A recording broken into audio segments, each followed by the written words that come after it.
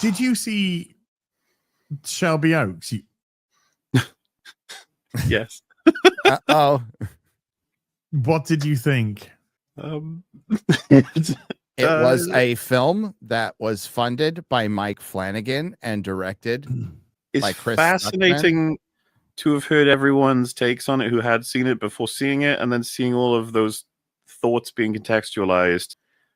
It's a weird experience because I can tell you what I said to Drinker, which was, I'm inclined to agree with almost every criticism you guys had. I just think that they're actually worse than you guys said they were. Like, in terms of the damage they do to the story. Like, without spoiling anything, there's not a lot to spoil, honestly.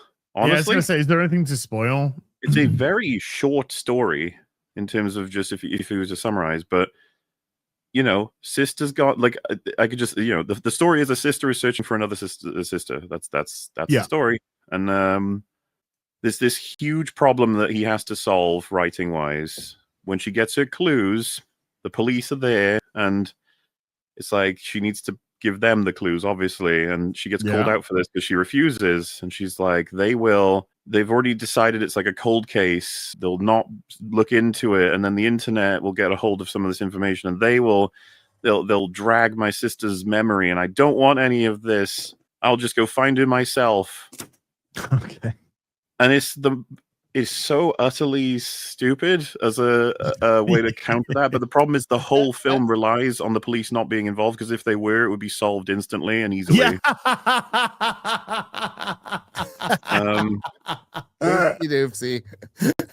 But like, so that was a criticism that Drinker and Movie Cynic and others had. And I saw the film and I was like, yep, that's one of the biggest problems with the whole structure. But it goes deeper than that, because there was tapes from her YouTube channel, whatever, that people looked over again and again. And they say in the movie it took a while, but it wasn't even the police or something. It was like some random internet user that spotted in the window you could see a figure. And it was like, oh, wow, the police passed over these tapes so many times and they didn't even spot that, which I was like, I doubt that, but okay. Yeah. But anyway, the point being that it went out to the internet, and because so many people were so invested in this disappearance of this girl, they went over the tapes and people found stuff. And so the idea that she wouldn't release all of this information to the police and the internet immediately, like, I've got extra clues as to where my sister is, help me find her. I was like, but historically it was doing that actually got you some more major clues. And then as the film progresses, she looks back over the tapes and spots stuff she missed. And I was like, oh, for fuck's sake. Oh, boy. These aren't very good police. No, I mean, she didn't even give it to the police at that point. And what's interesting is there's a couple of times in the movie where she'll do something really stupid and someone will ask her why she's doing the stupid thing, and there's just no good reason. You know, it's like one of those, I almost want to say to Chris, like, you didn't solve the problem, dude. You got to go back and redraft. That's not good enough. Like, yeah. Not a lot happens. A lot of it is people walking and pointing a light at something, and then the light flickers, and then you hear blah, blah, blah, blah, blah, blah. Oh, yeah.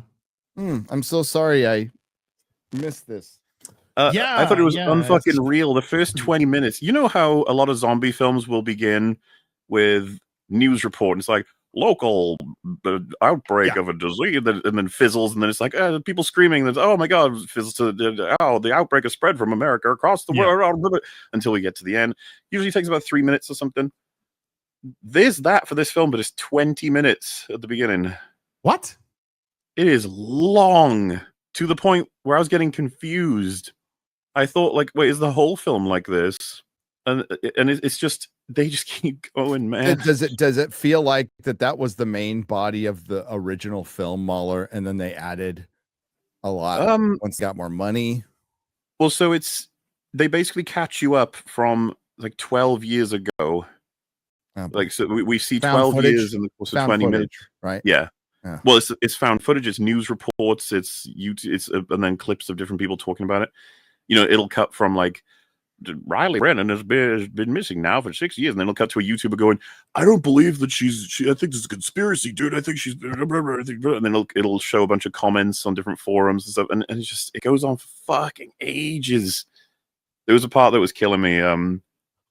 the sister is talking about how she's like, my sister, when she was young, she'd have night terrors and she would see things in the glass, in the window. And then it cuts to an old clip of her sister going, I have night terrors and I would see things. And then like it would cut to a clip of a mirror or something. You just feel like, man, I know, Chris, I know. You already told me so many times. You know, it's really cool that he made it.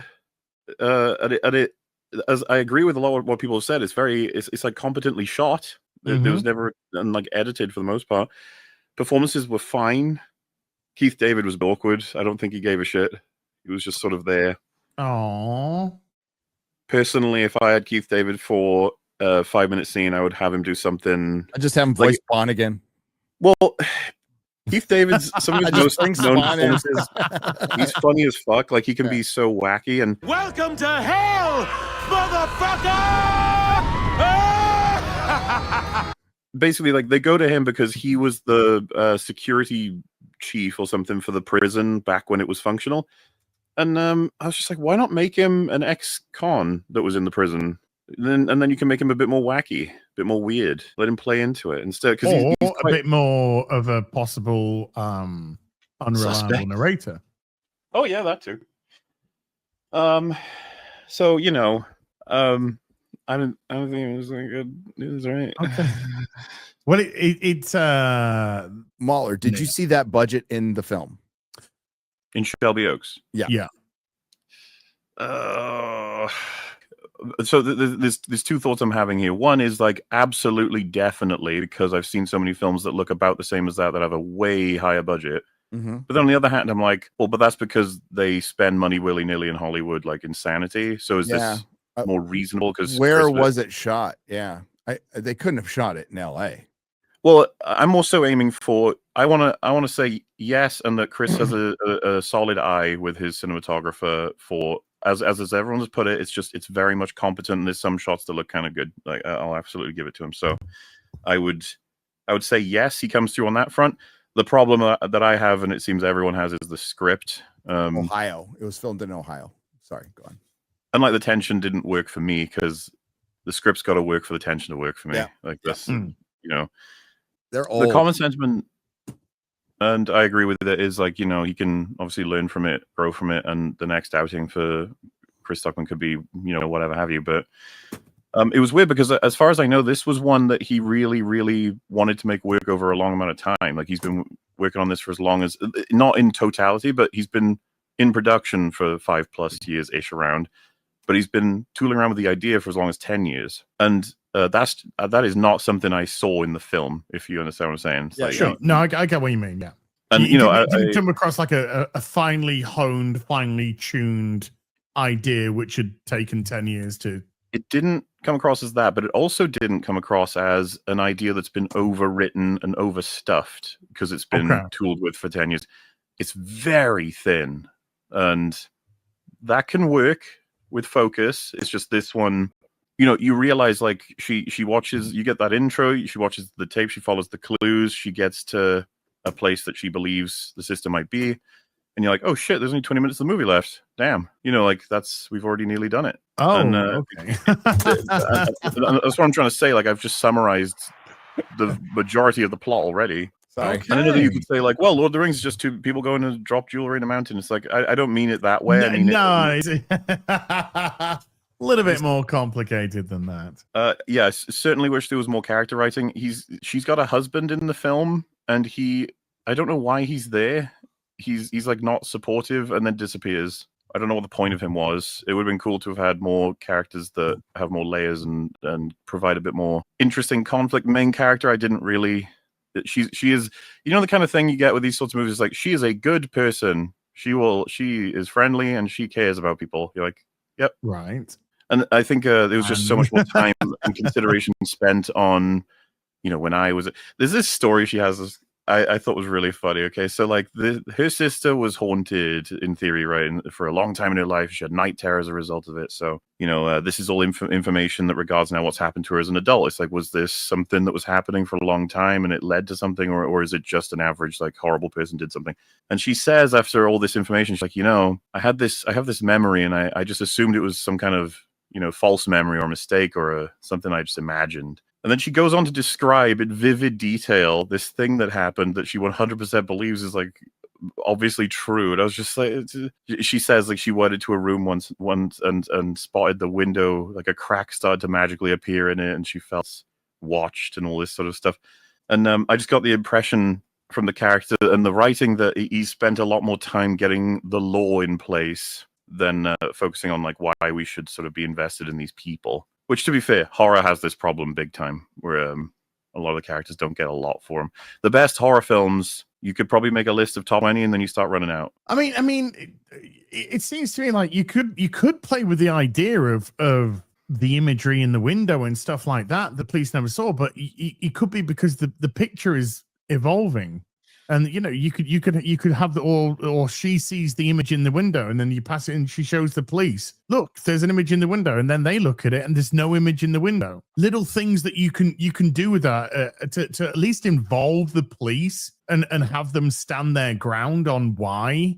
And also that discredits her a bit, which gives her more reason to be out solo, as opposed to just because she's a bit stupid.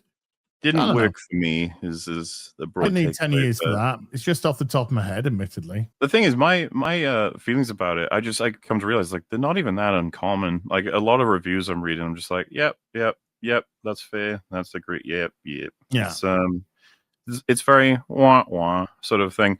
Not like the worst thing ever or anything like that, of course, and perfectly acceptable for a horror movie to enter into the month of October into the cinema that you'd casually have seen. I was trying to imagine how I'd feel about this if I had no idea it was connected to Chris Stuckmann at all. And I'd just be like, it's just your average sort of kind of meh horror movie, I guess. It has some cool ideas, concepts, and some solid moments. I get that Loki in Dogma said life is a series of moments, but when put to film, it should feel more like a more cohesive series of moments. As it stands, it feels like this search quest that takes place in an area of a few miles. In the end, everyone said it and I'll say it here. I give Chris props. Chris Stuckmann, the filmmaker's story, I imagine it will inspire people. But it's my obligation and responsibility to my audience to separate the Chris Stuckmann, the director's story, from Chris Stuckmann, the director's product, Shelby Oaks, the movie. As it stands, Shelby Oaks, it's all right. The movie just didn't sell me on being anything special. Maybe I shouldn't expect it to, but I do feel you want to come out swinging harder in your directorial debut. It's just a missing person / horror film with a case of identity crisis. However, it does look good and does have some creepy moments. The film's setup had promise, it just didn't stick the landing. And because I didn't feel that fulfillment with the ending, looking back, the movie just comes across as slow to me rather than slow burn. But you might be able to look past those flaws if you're drunk. Yeah, now I'm Stuckmanized.